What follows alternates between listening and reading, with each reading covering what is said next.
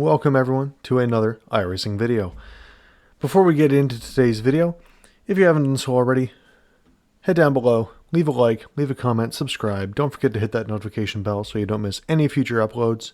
And if you're new to the channel, help the channel grow by doing that as well. Today, we are doing something a little different.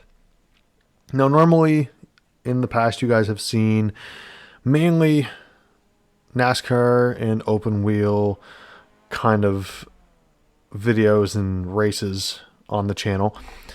It's been a very long time. I believe my first video was a road course with the Mazda MX-5 and the rookies, that kind of thing. It's been a long time since I've done that, but I wanted to venture back out and do something like that again. So what I did was I jumped into a multi-class race. So this was the SimLab Productions, like multi-class kind of deal. We're at the Daytona Road Oval, or like the Roval, kind of like the road course. And in this series, there are 4 different cars or classes. Basically, there's your Ford Mustangs. There's your Volkswagen Jetta TDIs. There are your Mazda MX-5s, like from rookies. And there's what I'm driving, the Pontiac Solstice. So, the way this usually works, you're not necessarily racing everyone else. You're racing everyone else in your class, so racing in the Pontiac Solstice. Now, in this race, there were 2 of us. So, it wasn't as exciting as other races. But at the same time, it's hard to know exactly how many people are going to be racing what class of car and what car. Here we're in qualifying, so there's no one else on the track right now, just us. We are on our first flying lap. I've been practicing quite a bit on this track, so it wasn't too much of, a new thing for me. I've raced here once or twice before with the Skip Barber series a little while ago. Never made a video on it. I wasn't as confident then, but I know the track now, a little more familiar with the layout, and I had time to get used to this car as well. I did one race earlier, didn't record a video on that one, but for the I drove the Volkswagen Jetta.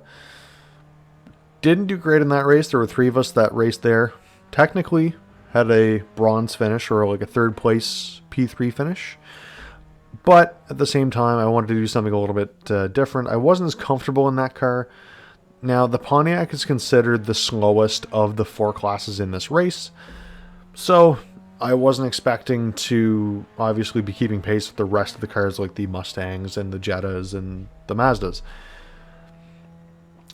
Now, that being said, with only 2 of us racing, I did qualify in first.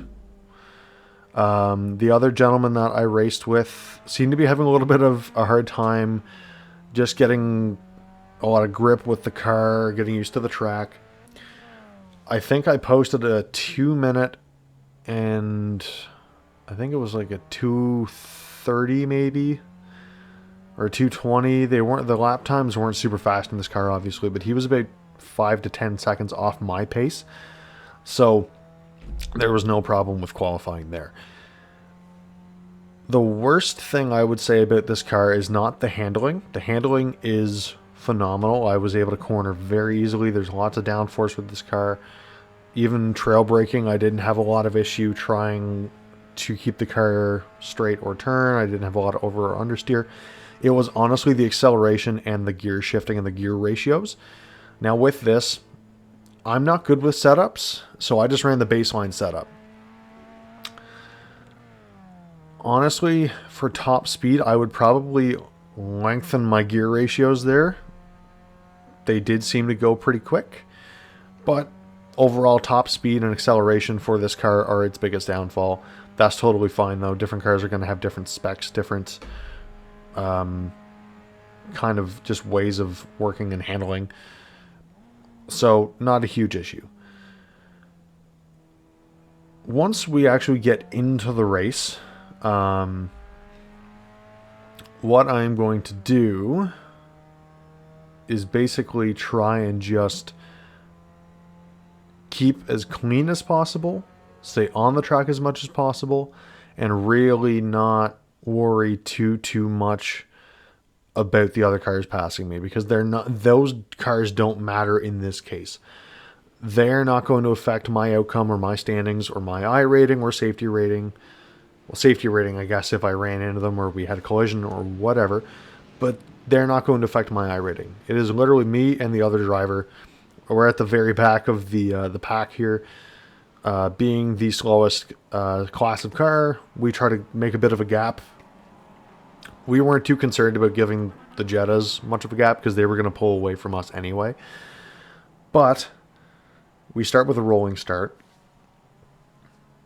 Kind of gives us a little bit of a gauge of, how everyone else is on the throttle and on their brakes, if they're, decent handling or not. The funny thing actually was I am still in the D class. My iRacing and my safety rating have gone up quite a bit the last couple of races because of my results here, which I'll get into in a little bit. And I'll let you know where we finished between the two of us. But the guy in the red 22 there, he was a C-class driver, actually. So he was in a higher class than I was. But class doesn't always matter. That just means his safety rating has been, good. So his racecraft might not be as good as, myself. There are a lot of factors to take place there. But as you're going to see off the starting line, once we get started, he really takes a bad line into that final kind of little chicane. And with that, I had a very clean exit and just overtake him very, very easily. We're not going to battle for very long. We only end up passing each other once or twice just in the first few turns. Then it basically, for me, is just almost becoming a back marker. I run really wide. We both do. I kind of got a little antsy. Wanted to try to brake a little bit later. We did have a gentleman that spun out there, put his Mazda into the wall. Then we're going to have a Mazda coming from the pit lane. This kind of scared me because he came up really, really fast on the inside and then just splits both of us and ends up clearing us.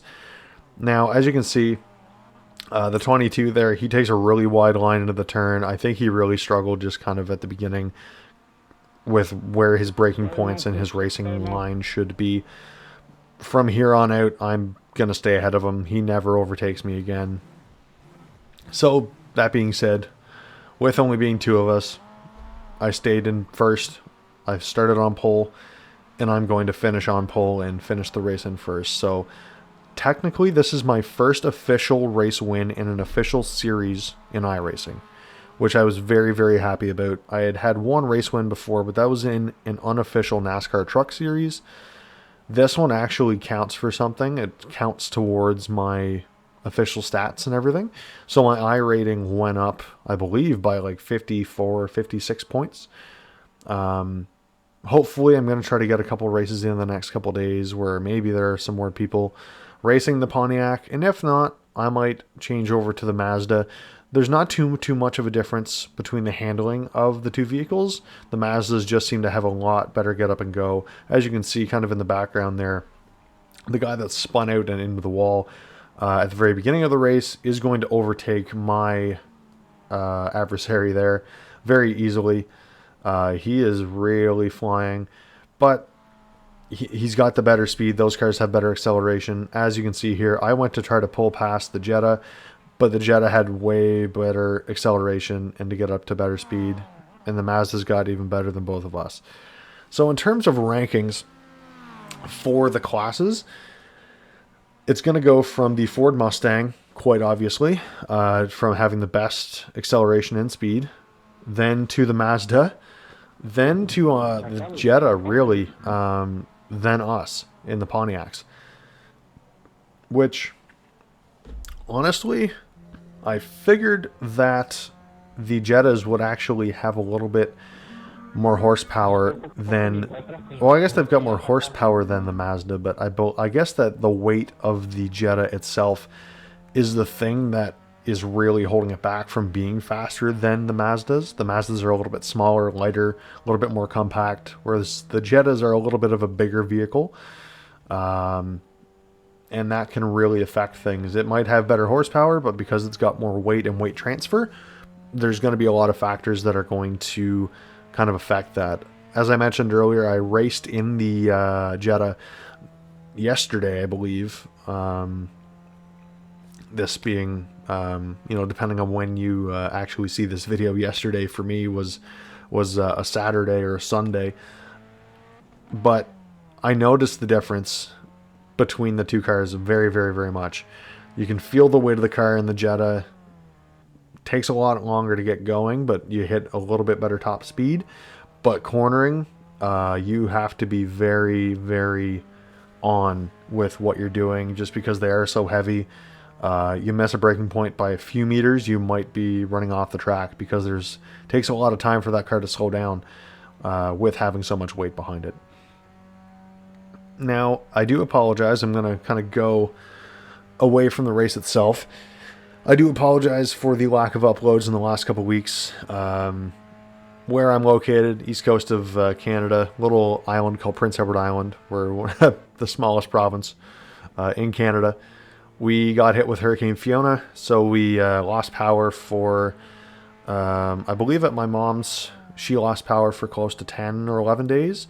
I was lucky. I moved, actually, which was another reason I haven't been uploading. I didn't have my setup put in place, so I wasn't racing for about a week or two.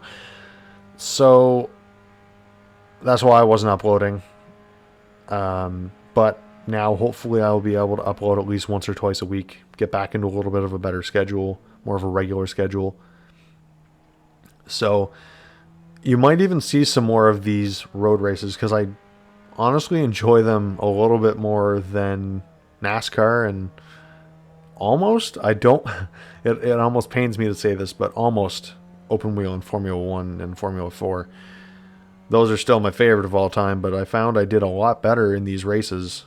Stayed a lot cleaner. I think I maybe had one incident point here for running off the track. I don't even know if I did gain any incident points here. I can't remember. But that being said, I was just very comfortable with these cars. Yes, you have ABS, which is a big plus. Not something you have in open wheel cars. You have traction control and stability control in these cars, which is another big plus. And the speeds aren't quite as fast, which is another factor, of course, but not that that's a huge one for me, because I've driven a lot of open wheel in Formula 4 and the Formula Renaults and in the actual Formula 1 games themselves.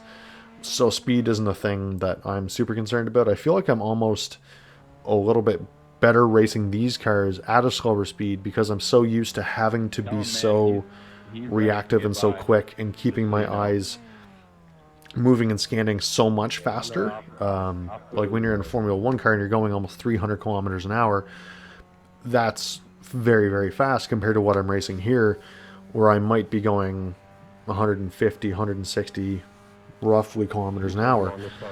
Maybe a little bit more. I can't remember exactly. But I feel like this is a little bit of a better stepping stone. Whereas when you go in the open wheels, when you go right from Formula V to racing in a Formula 4 or even the Skip Barbers or those ones, just passing a back marker here, and the Mazdas, doesn't really affect my rating at all. But when you go to the open wheel kind of deal, going from Formula V to even Skip Barber, it's a big step. The Skip Barbers are quite a bit faster, a little bit almost looser handling than a Formula V. And then if you go right from that, or even if you go right from Formula V to Formula 4 and Formula Renault and the USF 2000, like the Indy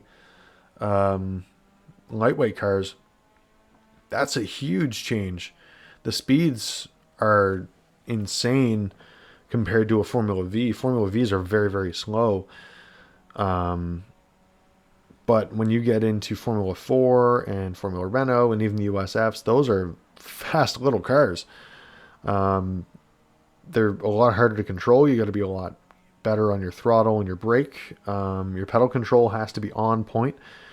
You can't necessarily just throw yourself into a corner maybe you would in a Formula V. I know I did. I got very comfortable in the Formula Vs because they were such a slow little car. Yes, they were very hard sometimes to handle. In the turning, there was a lot of understeer. But at the same time, taking that jump, what I did, I went right from Formula V right to Formula 4 because I had driven the Formula 1 games, so I was, pretty confident going from that speed. But it was still a big adjustment. When you race in Formula V, because I was in rookies for a little while, I didn't race every day. There would be some days I would do 2 or 3 races in a row, and my I rating would go. Well, actually, your I rating didn't go up in rookies, but your safety rating, it would go up a little bit, and then sometimes down a little bit, depending on how your races went.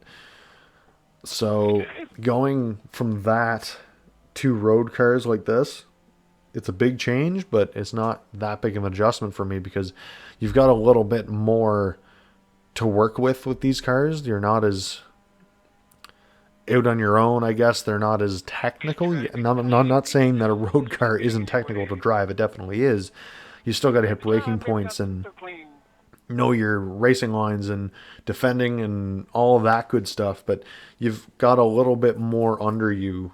Yes, the cars are heavier, but you've got different things like ABS and stability control and traction control and all those kind of things that can really, really be a crutch. And when you go from not having them to having them, I found a world of difference, and it was way easier for me to race, and I had much, much better races. Now, as you can see, just kind of cruising around the track, I didn't really have much opposition or anything like that right now. We're going to kind of jump a little bit further up. This is when back markers, or when I started to become a back marker to some of these other vehicles, they were a lap up on me. So obviously I'm going to let them by. I'm not going to fight these guys, especially being a back marker. When you get a blue flag, if you keep trying to fight, you're going to get a black flag, or you're going to get a penalty or something like that, where you're just going to kind of screw yourself out of the race. So it's best just to let these cars move over. In rookies, it's a little bit different. You get some guys that are like, oh yeah, I want to battle with these guys, but that's just kind of dumb. You're not going to help yourself at all. Like I slowed down a little bit coming out of this turn and out of the chicane and took the high line. And, giving him the high line, or I took the high line, giving him the low, just let him go by. Took a little bit of time just to kind of get up to speed, but you can clearly see that the Fords are going to be way faster, the Mustangs. It wouldn't take, anyone of any, racing knowledge or anything like that, or car knowledge to know. Just probably based on that, any, public knowledge would let you know that a Ford Mustang is going to be a little bit faster. Got a lot more horsepower, a lot more, get up and go, and you put the front throttle to the floor and you're going. Once again, I'm not racing really against anyone else other than that other Solstice, but at this point I believe he's almost like 25 seconds behind me in the gap. So right now it's just about staying clean. I don't even really think I was concerned about my lap times. As long as I stayed ahead of him, that was the main thing. But I didn't have any issues with that. He wasn't lapping any faster than I was. He was lapping significantly slower. I think he had an extra 2 or 3 seconds on each lap compared to my lap times. So it was going to be a fairly easy win. Now, I'm really hoping that if I do get into another race, there will be a few more Pontiac Solstices, Solstice, I don't know what the plural for that would be, but that there be a few more of those drivers. As you can see, a few more of the Mazda MX-5s coming in behind me there.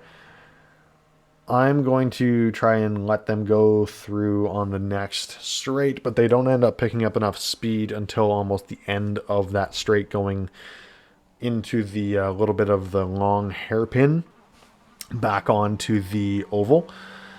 As you can see, they're trying to battle each other, but at the same time, they're trying not to get caught up with me. So I try to take the inside line, let them go a little bit wide.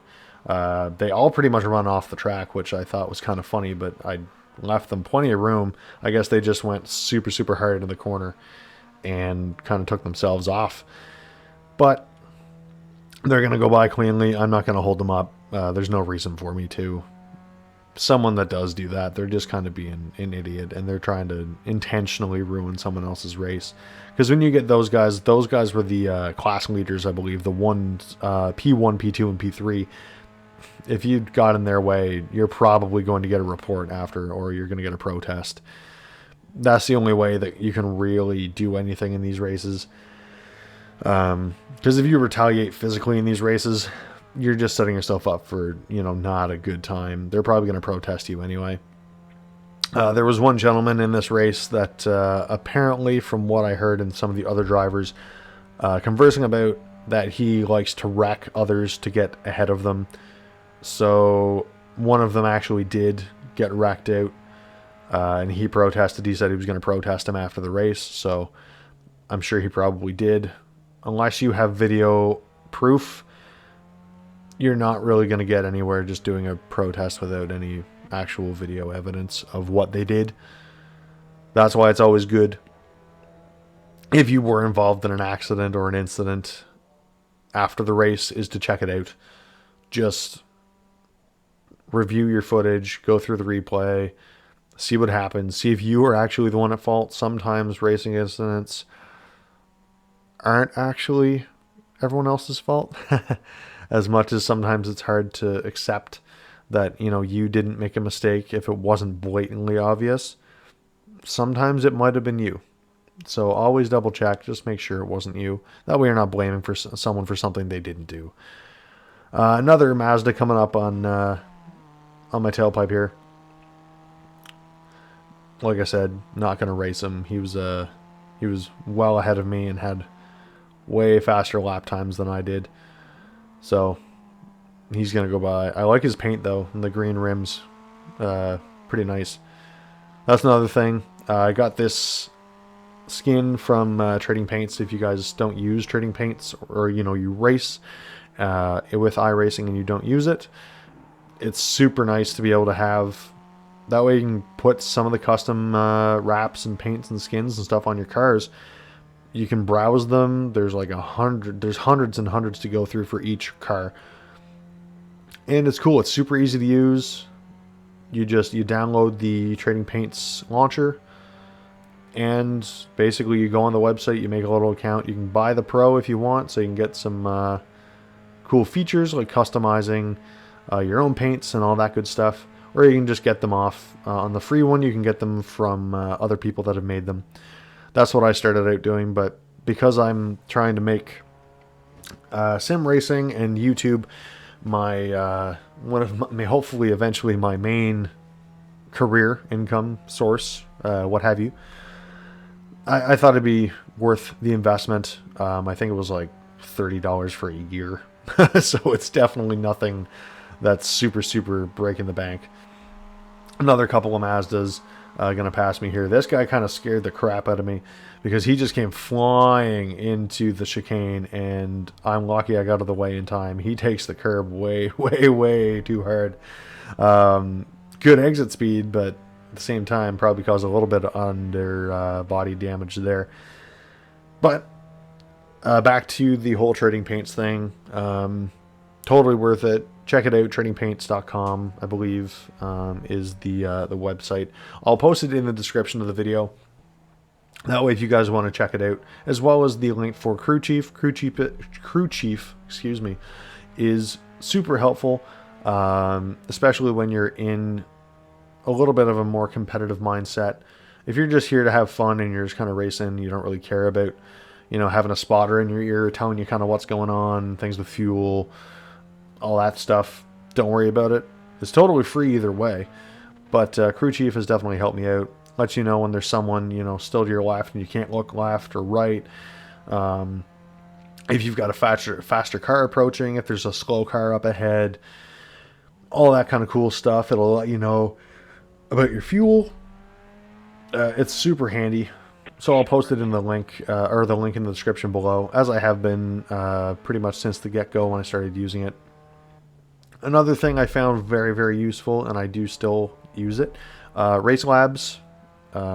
If any of you guys know Dave Cam on YouTube, he is a professional sim racing driver, as well as a driver, I believe, or an instructor for Traction on YouTube. He uses Racelabs. Some cool overlays for your race. We're actually on the last lap here, by the way. These guys are going to go past. I'm a back marker still. As you can see, all the fireworks and displays going off. Basically, signifying the end of the race. The gentleman ahead of me, he congratulated all of the winners. For once, I can actually call myself a race winner. Hopefully that will continue. But yeah, Racelabs, super cool as well. Lots of good overlays. I have a track map that tracks where you are and all the other drivers. I have one that helps with fuel, all that good stuff. So I'll post all those in the description below. So if you guys want to check them out, hopefully it'll help you guys with your sim racing, as it did with me. But coming into the last chicane here, and round the last turn to the finish line, we are going to finish in first for the first time in an official series so far. I was super, super happy. I was kind of exhausted just because I had raced 2 or 3 before this and didn't have such a great result. I had raced for probably a good solid 2.5 hours. Excuse me. But it paid off to just practice and get used to the car and the track. But I'm floored. I couldn't be happier at this point. So like I said, hopefully that continues. Thank you guys all for tuning in. I appreciate it. My last video had a bunch of likes, or not likes, sorry, views. So if you guys do watch the video and you like what you see, please leave a like. It really helps the channel and the algorithm, all that good stuff. But otherwise, thanks again for tuning in, guys. I hope you guys have a great rest of your day. I hope you had a very good, safe, and amazing Thanksgiving, as it is here in Canada at least. And yeah, we will see you in the next video, guys. Don't forget to leave a like, comment, and subscribe. And we will see you in the next video. Peace. Bye-bye.